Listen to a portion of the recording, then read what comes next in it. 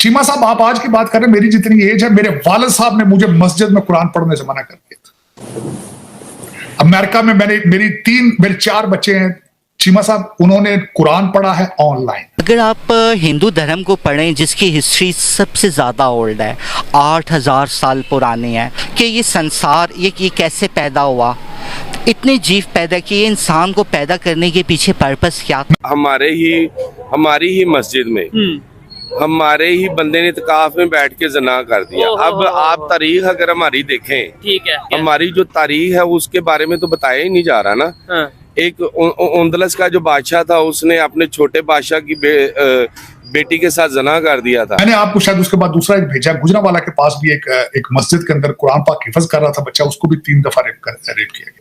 अगर आप इंडियन धर्म को भी रिसर्च करें कि इंसान के बारे में, आत्मा के बारे में, सुख शांति के बारे में क्या बात की हुई है, तो वो तालीमात कवर। तो आजकल चल रहा है बच्चियों के साथ निकाह किया जा रहा है ज़बरदस्ती, क्रिश्चियन बच्चियों के साथ जी।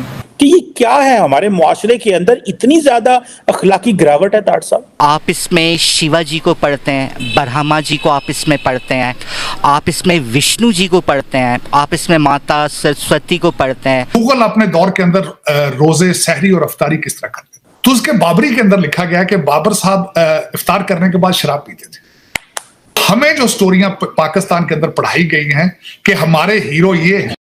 दोस्तों, ये है सच्चाई इस्लाम की। आप खुद देख लीजिए, अपने मुंह से ये कह रहे हैं और ये सारे मुसलमान है, ये बोल रहे हैं, ये बता रहे हैं अपने मुसलमान धर्म के अंदर इनकी मस्जिदों में क्या क्या होता है।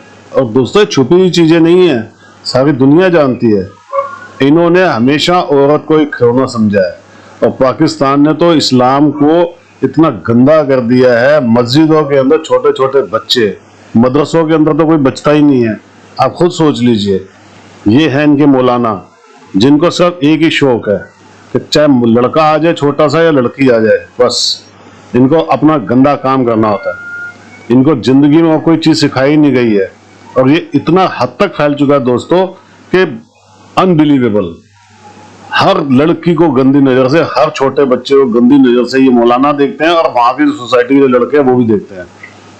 बुरके में निकल जाए तो भी छेड़ते हैं और वैसे कहते हैं कि जी हमारा इस्लाम ये देता है, हमारा इस्लाम वो देता है। दोस्तों, ये फर्क है, इसीलिए आज दुनिया इस्लाम छोड़ रही है।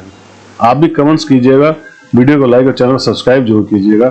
Thank you very much. आज मैं थोड़ी सी आपकी जो अटेंशन है ना, वो मॉरल डिजनरेशन या जो अखलाकी गिरावट है पाकिस्तान के अंदर, उस पर भी करना चाहता हूँ। इत्काफ जो मुसलमान जो है रोज़ा रखते हैं तो आखिरी 10 दिन अपने आप को आइसोलेशन में ले जाते हैं ताकि वहाँ पे वो इबादत कर सकें।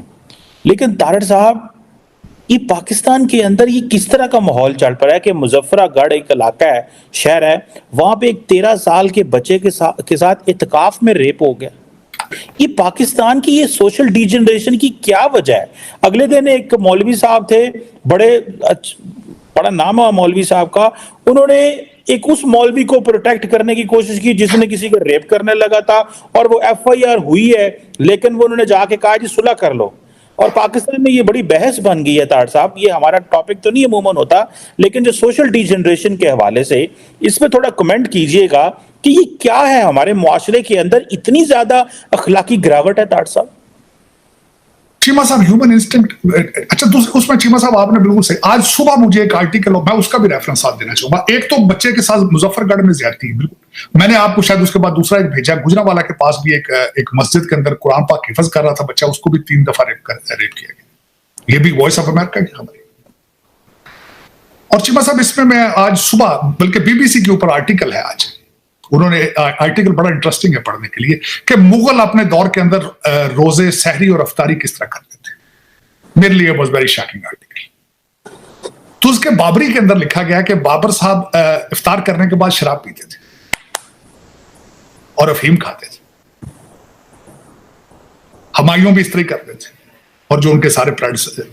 तो हमें जो स्टोरियां पाकिस्तान के अंदर पढ़ाई गई हैं कि हमारे हीरो ये हैं सारे, जिनके हरम के अंदर 100 से लेकर 300 औरतें होती थी इनके हरम के अंदर फॉर सेक्सुअल नीड्स।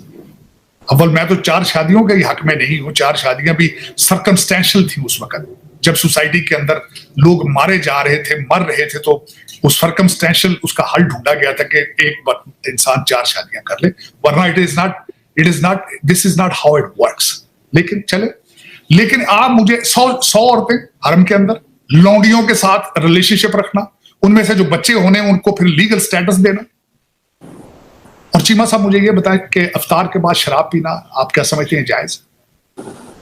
मैं उसी आर्टिकल के अंदर, बल्कि मैं कहूंगा कि बजाय मेरे ऊपर मजहबी अटैक करने से पहले, नौज बिल्ला, पहले ये पढ़ के देखें। ये BBC आज उसका आर्टिकल है कि अकबर ने अपने दौर के अंदर नमाज, रोजे, हज के ऊपर पाबंदी लगा दी थी। तो उस आर्टिकल के अंदर पढ़ के देखें। और हमें बताया जाता है कि हमारे मजहबी रहनुमा, हमें मुगलों ने ये किया, उन्होंने इतनी मस्जिदें बना दी, मंदिरों के ऊपर ये कर दिया, वो कर दिया। देखें जरा। और आज ही आपने जो बात की है, चीमा साहब आप आज की बात कर रहे हैं, मेरी जितनी एज है, मेरे वालिद साहब ने मुझे मस्जिद में कुरान पढ़ने से मना कर दिया था।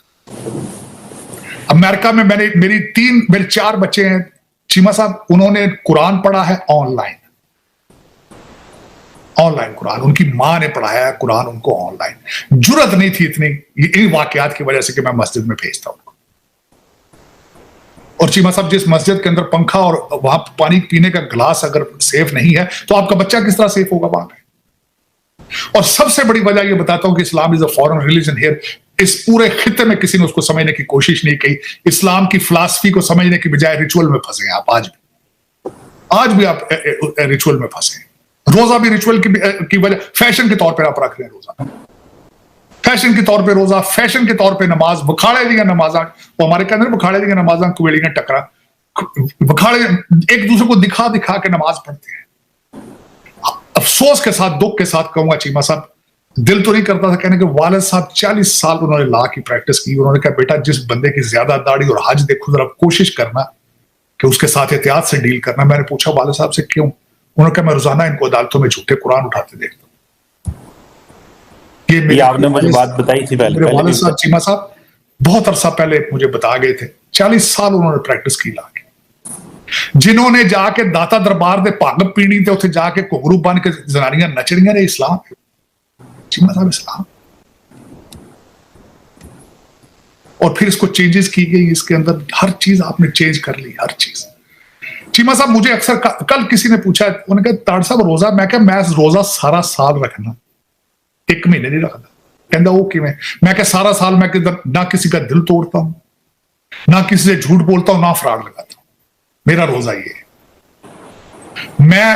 और मेरे जितने दोस्त हैं पाकिस्तान में बिजनेस में, सारे कहते हैं कि हमने 11 महीने के पैसे 1 महीने में कमाने हैं, और 27वें रोजे सब ने मदीने जाना है। हमारे मजहब में ये है, हमें ये बताया जाता है कि रमजान के महीने में शैतान को बंद कर दिया जाता है और नेकियों का महीना है, अच्छे काम करने का महीना है। सबसे पहले तो मुझे बताएं, पाकिस्तान की अगर बात करें, रमजान का महीना भी खत्म होने को है, क्या आपने कोई चेंज देखा एज कम्पेयर टू दूसरे मंथ? मतलब कि भाई हमने कोई महंगाई में कंट्रोल कर लिया हो, लोगों को फैसिलिटीज दे दी हो, या चोरियों में कमी आ गई हो, क्या कहना चाहेंगे?